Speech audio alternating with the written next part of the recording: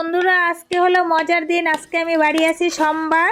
তো কে কে পিঠা খাওনি চলে আসবে আমাদের বাড়িতে। দেখতেই তো পাচ্ছ নারকেল কুড়াচ্ছি, মানে পিঠে বানাবো। তো নারকেল কুড়ে রেখে আসলাম, এবার চলে আসলাম চাল ধুতে, কারণ এগুলো অনেক দূরের থেকে আমি কুটে আনবো, আমাদের বাড়িতে ডেকে নেই।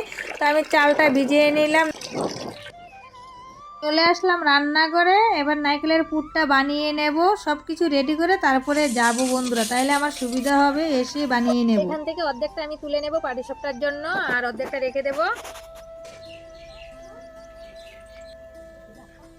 ডালি কি করছো? দেখি দেখি দেখি, শোনা ডালি। পুলি পিঠের নারকেলটা আমার হয়ে গেছে, ওটাকে দা। পাটিসাপটার নারকেলটা দিয়ে দিলাম, আবার এবার আমল দুধটা দেবো।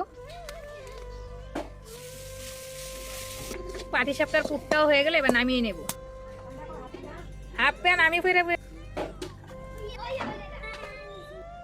আতপ চালের গুঁড়ো একটু করে নিলাম মিক্সচারে, কারণ পাটিসাপটার গুলা করার জন্য। সাথে দিলাম ময়দা, সুজি দিয়ে দিলাম চিনি, পরিমাণ মতন নুন, জল দিয়ে গুলে নেব।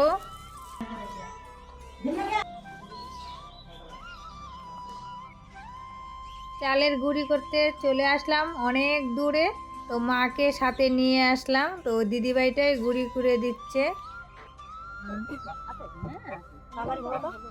এখানে নতুন করে ইয়ে হয়েছে কি জানি,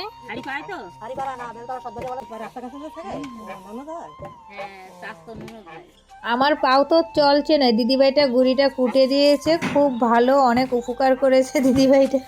তো দেখো আমি তো মানে এতটাই বাড়ি ডেকিটা, তবে তাড়াতাড়ি হয়ে গেছে। চালের গুঁড়ি করে 5:30টার সময় বাড়িতে আসলাম। তো দেখো অন্ধকার হয়ে গেছে বাইরে, এই 6:10 বাজে। তো আমি উনুনটা ধরিয়ে দিলাম, ধরিয়ে কড়াইয়ে দিয়ে দিলাম। চালের গুঁড়ো একটু টেলে নেব, টেলে নিয়ে বাপা করবো, তো খেতে স্বাদ লাগবে, গন্ধটা খুব সুন্দর বেরোবে। আমরা ছিল পুরিটা টালা হয়ে গেছে, পরিমাণ মতো নুন দিয়ে দিলাম।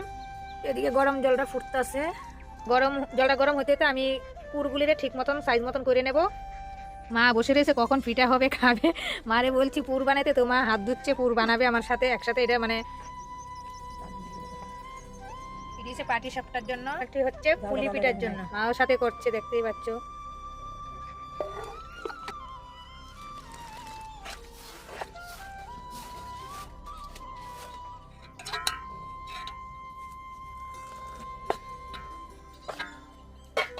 এইভাবে গুললে স্ট্যান্ডটা খুব সুন্দর বেরো, মানে গুড়িটা টেলে নিলে, আর এইভাবে গরম জল দিলেও সুন্দর হয়, একদম নরম তুলতুলে হয়। তো বন্ধুরা আমি তো এক হাতে করছি, তার জন্য অসুবিধা হচ্ছে, তোমাদের সাথে সুন্দরভাবে শেয়ার করতে পারছি না, কারণ আমার ছেলে মেয়ে পড়তে গেছে, আর তো কেউ ক্যামেরা ধরার লোক নেই। তার জন্য কিছু কিছু জায়গা মিস হলে আমি মুখে বলে দেবো।